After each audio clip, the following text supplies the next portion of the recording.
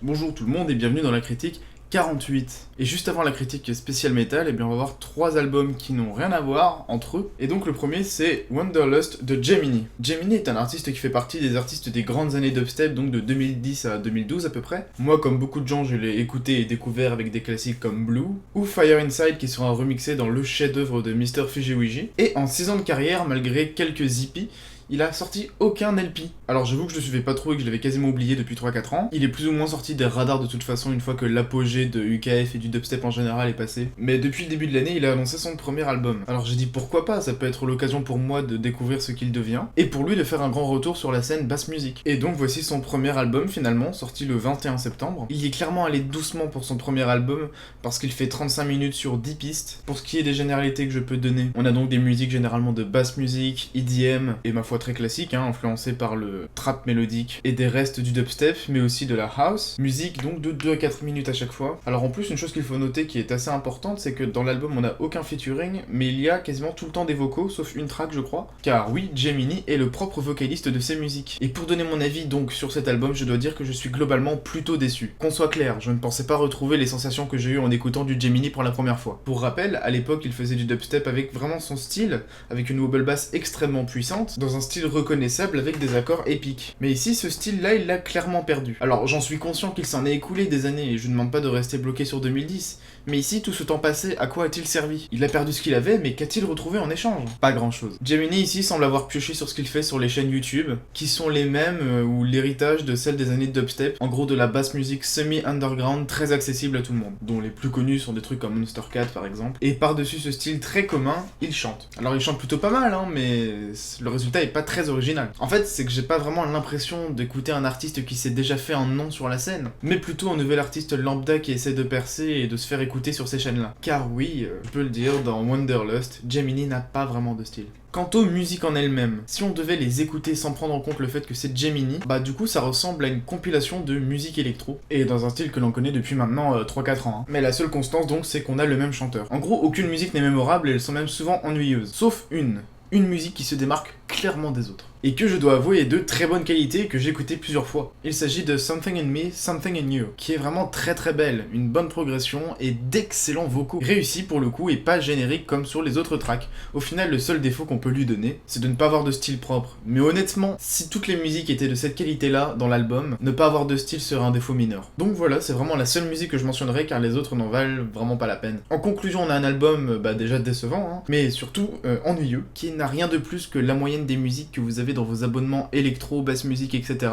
sur YouTube. Et c'est triste de dire ça, mais je suis content qu'il ne dure que 35 minutes, parce que s'il avait duré 1 heure, je me serais vraiment fait chier. Et tout cela est évidemment vrai, sauf pour la très très belle musique Something in Me, Something in You. Donc tout ce que vous avez à faire avec cet album, c'est d'écouter cette track-là précisément. Voilà, je vous ai fait économiser 31 minutes. Ne me remerciez pas, c'est normal. Passons maintenant au deuxième album, qui est Atrocity Exhibition de Danny Brown. Danny Brown est un excellent rappeur de Detroit, mais quand je dis excellent, c'est genre vraiment excellent. Donc rapide retour sur Danny Brown. Je vais vraiment essayer d'abréger, même si ça va être dur de me retenir. Ces 2 derniers albums, qui sont donc son 2e et 3e album, XXX et Old, étaient énormes. En termes de flow, en termes d'instrumental, en termes de tout en fait. Il rappe de manière unique tout d'abord, et il faut vraiment l'écouter pour s'en rendre compte. Sur des instrumentales parfois ultra entraînantes, parfois chelou expérimentales, parfois les deux. Bref, vraiment tout est bien chez Danny Brown et vous devez écouter Old, qui est faite de plein de putains de classiques du hip-hop maintenant. Et après 3 ans d'absence, il revient donc avec cet album, Atrocity Exhibition. Ça fait un moment qu'il l'annonce comme étant un album expérimental, et qui va plus loin que ce qu'il a fait avant. Donc quand Danny Brown annonce un album expérimental dont il est très fier, ça crée de la hype quand même. Et ça c'est normal. Mais maintenant il y a le résultat, et c'est l'heure de la review. 15 titres, 46 minutes, pour du hip-hop normalement ce serait surprenant, mais pas particulièrement chez Danny Brown. Il faut savoir qu'il y a un autre élément dont j'ai pas parlé qui fait partie de son style, c'est qu'il fait souvent plein de musiques courtes. Dans tous ses albums, que ce soit XXX ou Old, il fait très souvent des musiques autour de 2 minutes. Donc on pourrait croire du coup que ce serait des mixtapes si on ne connaît pas l'artiste, mais vraiment pas du tout, parce que ce qu'il fait a vraiment du sens, un sens global du début à la fin. Ça n'a rien à voir avec une mixtape, c'est juste des musiques dans son style de 2 minutes, enfin bref. Et donc dans son album, comme dans les albums précédents ici, il y a beaucoup de musiques d'autour de 2 minutes, avec quelques musiques un peu plus longues, donc de 3 minutes, et ici il y en a une de plus de 5 minutes, minutes, que les gens attendaient beaucoup, mais je vais en reparler juste après. En revanche, c'est vrai que cet album est plus court que ses précédents, et la seule raison pour laquelle c'est le cas, c'est tout simplement parce qu'il y a moins de pistes. C'est structuré pareil, mais il y a moins de pistes. Je crois qu'il y en avait 19 dans All de mémoire, et là il y en a 15. Donc voilà, vous avez l'explication de pourquoi on a que 3 quarts d'heure au lieu de 1 heure ou plus, comme on a de manière classique. Alors ensuite, au niveau du style, ici c'est expérimental, mais ne vous attendez pas ni à du Death Grips, ni à du clipping. Ici, c'est du Danny Brown. Son beatmaker, il est même sur tout l'album, et il tente beaucoup de choses, mais même en s'écartant et en allant voir plein de trucs, il reste quand même sur un style assez global. On a plein de trucs différents qui jouent souvent sur l'effet de surprise. Donc, résumer le tout est vraiment difficile, tant on est sur plein de types de beats différents. Je vais développer ça après. Mais disons qu'en termes d'expérimental, on est un peu plus proche de Aesop Rock que Death Grips. Et encore dire cela est assez dangereux, donc je vais essayer de le définir plus précisément. On est sur du hip-hop très grave, très obscur, angoissant, avec un style qu'il soit old school ou moderne, des instrumentales très prenantes, souvent imposantes, et en même temps minimales. Finalement, elles sont pas faites de grand chose et on peut facilement les décortiquer, mais elles transmettent toujours ce côté grave et stressant en se renouvelant à chaque fois. Et tout cela comme s'il y avait je dirais un espèce de danger constant, une grande menace un peu. On a aussi souvent des influences très claires de rock underground, je pense en particulier au garage rock. Un exemple très clair étant sur la musique Goldust, mais ce n'est pas la seule. Maintenant, quelles sont les musiques qui m'ont vraiment bien plu? Eh bien, il y a Tell Me What I Don't Know pour son ressenti, donc ce n'est que la deuxième piste après l'espèce d'intro chelou. Donc on a ce que je vous ai décrit auparavant dans le style global, mais avec en plus une légère tonalité épique et un beat vraiment déjà très rapide et soutenu, mais en plus assez tribal, et ça c'est cool. Ray Lido était la musique la plus attendue. Pourquoi? Parce que Kendrick Lamar, parce que Absol, et parce que ses featuring s'insèrent parfaitement dans le concept qu'est cet album. And It Funny est aussi unique, car on a ce côté house avec un sample principal qui semble tout droit être sorti de la bande-son de Dragon Ball Z, avec une batterie absolument envahissante, sur laquelle Danny Brown en plus est complètement fou, comme souvent dans l'album d'ailleurs. Pneumonia est peut-être la musique la moins expérimentale, mais c'est toujours du trap vraiment sympathique, et qui me rappelle donc certaines musiques de trap de Old. On a le gros single, première musique dévoilée je crois de l'album qui est Wayne It Wayne, qui montre vraiment ce côté inquiétant dont je vous parlais, avec en plus un style progressif, puisque le beat part finalement assez tard dans la musique, beat qui est relativement stressant, qui est à 150 BPM, avec un kick à tous les temps, et un flow complètement en freelance, où Danny Brown semble être sans limite. Vous avez compris donc que ce CD est assez inépuisable en ce qui concerne de nouvelles idées, tout en ayant un style bien à lui. Ne serait-ce que pour cela, l'album est déjà très bon. Alors qu'est-ce qu'on peut lui reprocher? Qu'est-ce qui peut clocher? Eh bien un petit bémol quand même, c'est que l'album ne se termine pas vraiment. La dernière musique est juste une musique normale dans l'album comme les autres, en termes de ressenti et d'émotion, et de rythme aussi. Elle ne marque pas donc une vraie outro. Donc on a l'impression que soit une musique de fin est manquante ici, soit l'ordre des pistes aurait pu être amélioré. Et l'autre défaut que je dirais, qui est un défaut que j'ai pas dit dans d'autres albums et qui est un défaut qui est débattable, c'est que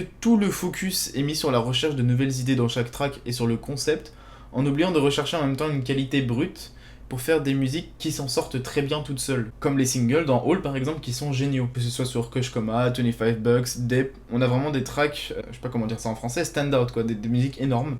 Alors je sais que c'est une qualité d'avoir un album qui s'écoute du début à la fin, incontestablement. Et c'est pour ça que c'est pas grave. Mais disons que, quelque part, j'attendais quelque chose. En écoutant l'album, j'attendais la musique que j'allais écouter en boucle. Et je ne l'ai pas reçue. Et je sais pas si légitimement je peux m'en plaindre, mais ce qui est sûr c'est que je préfère All, peut-être pour cette raison. Et que si j'avais eu vraiment une musique que j'aurais écoutée mais beaucoup de fois, ça aurait été un des meilleurs albums de hip-hop de l'année. Mais il est très probablement dans le top 10 des meilleurs albums de hip-hop de l'année déjà. Ceci étant dit, donc l'album ici présent est incontestablement très bon. Il vous en met plein la gueule, de manière plus ou moins surprenante. Il vous montre tout ce qu'il peut faire, tout en restant dans certaines limites, c'est-à-dire une ambiance sombre et insoutenable, avec un flow de malade. Juste, sérieusement, Danny Brown est complètement fou dedans en termes de flow. Et je vous conseille donc l'écoute. Si vous avez suivi mon premier conseil et écoutez All. Et passons maintenant au troisième et dernier album, il s'agit de Muhammad Alix de Kerry James. Je le prononce probablement très mal. Kerry James est un rappeur très connu qui est adoré par certains et complètement ignoré par d'autres. Il est assez proche de Youssoupha, Medine, Brave, je parle pas en termes de style, mais juste il est proche tout court de eux. Que dire d'autre? Son flow est très agressif, il accentue son côté énervé, ce qui colle parfaitement bien à ce qu'il représente, à savoir un rappeur engagé qui est tout le temps en combat et en colère, etc. Alors il faut savoir que j'aime plus Kerry James pour certaines musiques dans ses albums que pour ses albums en entier. Si on prend le dernier album, donc Dernier MC, je l'ai trouvé très inégal. À la fois on a des musiques absolument géniales, comme Postscriptum, et puis il y avait d'autres musiques sympas, mais là je me rappelle pas comme ça. Tout qu'en même temps des morceaux très mauvais. Ou sinon on avait aussi des morceaux avec souvent de bonnes idées, mais qui avaient pas mal de défauts, qui gâchaient un petit peu les tracks. Enfin bon, je vais pas particulièrement faire une review de Dernier MC maintenant. Toujours est-il qu'il revient en 2016, maintenant 3 ans plus tard, avec Muhammad Alix. Jeu de mots donc avec le boxeur et le fait que le vrai prénom de Kerry James soit Alix. Album assez normal en termes de construction pour du Kerry James donc, puisqu'on est sur un gros album de 1h14 pour 16 pistes, on est musicalement sur du trap très souvent ou du hip-hop moderne, les productions ne se veulent pas originales, à la limite c'est pas grave si elles sont bien, et je dois avouer que d'un côté j'aime bien la puissance de Racaille ou les accords de Pense à moi, des morceaux de nous et quelques détails aussi dans l'album, mais c'est clair que globalement on n'est pas sur des instrus particulières, que ce soit dans le trap ou de ce qui en dérive un peu. Ce n'est véritablement qu'un support pour le flow. Alors du coup le flow, parlons-en, que vaut-il? Alors déjà je précise un peu que j'ai jamais trouvé le flow de Kerry James absolument exceptionnel. En fait j'aime bien la violence de son rap, mais parfois il n'a rien de plus que cette violence et le flow donc dans sa base est parfois moyen, c'est déjà arrivé. Parfois il est bon, parfois il est vraiment bon, et parfois il y a eu des musiques où c'était un peu limite, je trouve. Dans cet album c'est encore assez inégal, mais globalement j'ai pas grand chose à dire, on retrouve notre Kerry James souvent violent, avec un flow correct. Par contre, là où il y a quelque chose à dire, c'est que Kerry James chante vraiment plus qu'avant. Et parfois ça rend bien, comme quand il l'accompagne de manière plus ou moins discrète un featuring. En revanche, il y a certaines musiques où c'est... où il chante faux. Je sais pas comment dire ça autrement, mais il chante faux. Le meilleur exemple étant peut-être pour moi La rue c'est mal. C'est pas excessivement désagréable, mais il chante quand même faux. Et du coup, étant donné que c'est un défaut assez basique, c'est difficilement pardonnable. Alors, je pense, là c'est mon hypothèse, hein, mais je crois que Kerry James refuse l'autotune. Ce qui est louable, c'est louable, il n'y a aucun souci à ne pas vouloir faire d'autotune, c'est un choix de style. C'est même, je dirais, une bonne idée, étant donné qu'aujourd'hui la majorité des rappeurs utilisent l'autotune au moins de manière occasionnelle, mais ça devient un problème quand tu ne l'utilises pas alors qu'il est nécessaire. Si tu chantes faux, il y a un problème, c'est tout. Donc soit tu apprends à chanter, soit tu utilises de l'autotune et tu essayes de rendre ça stylé. Dans les deux cas, c'est juste mieux. Ou alors si on refuse vraiment catégoriquement d'utiliser de l'autotune et qu'on ne veut pas prendre des cours de chant, alors dans ce cas-là, on est obligé de tout reprendre à la base et de ne pas utiliser de refrains chantants, ou alors exclusivement des featuring sans les accompagner. C'est tout. On ne peut pas juste faire les choses à moitié et au final chanter faux et presque gâcher une musique comme ça. Ça me semble pas possible. Donc voilà, ça c'est le défaut que je tenais à souligner. Sinon, globalement sur l'album, je suis assez mitigé. C'est dommage parce que contrairement à Dernier MC, il n'y a aucune musique vraiment mauvaise. Ça faut quand même que je le précise, il n'y a aucune musique que j'ai trouvé excessivement désagréable. Très légèrement, effectivement, quand il chante faux, mais ça n'a rien à voir avec certaines musiques de Dernier MC. On sent quand même quelques bonnes idées, donc je vais vous faire une petite liste des musiques que j'ai bien aimées, parce que j'ai pas envie d'être vraiment méchant avec cet album.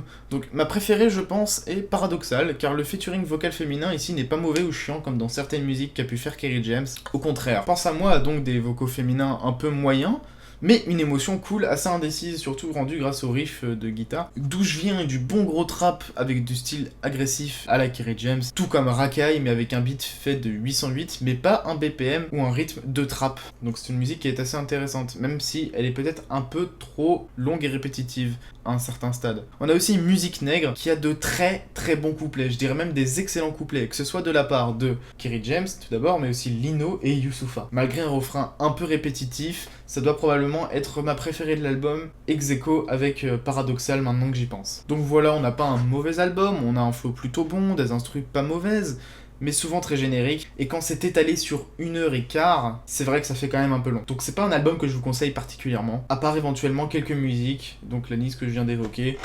Donc, mais, et vous, quel est votre album préféré parmi ces trois-là? Vous pouvez donner votre avis, mettre un pouce bleu, vous abonner, machin, et on se retrouve très bientôt, donc probablement 1 ou 2 jours après la sortie de cette vidéo-là que vous regardez, pour la spéciale métal dont je parlais plus tôt, avec 3 groupes de métal qui ont sorti leur album le même jour. Je vous fais donc des gros bisous, à la prochaine.